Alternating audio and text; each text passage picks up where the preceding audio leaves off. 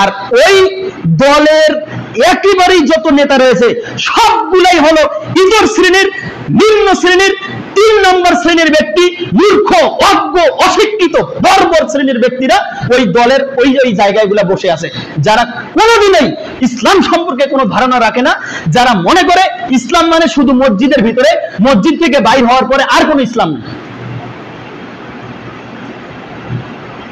আর সেই জায়গায় আমরা নেতা নির্বাচন করতেছি তাদেরকে।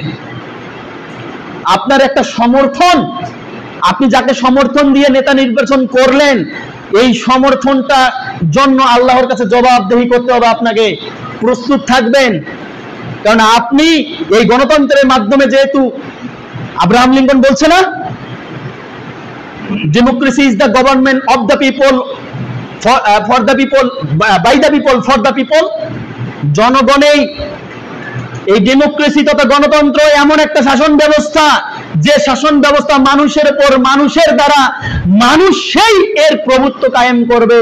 ওই যে আপনি নিজে নেতা নির্বাচন করেছেন, এখন আপনি চিন্তা করবেন আমি যাকে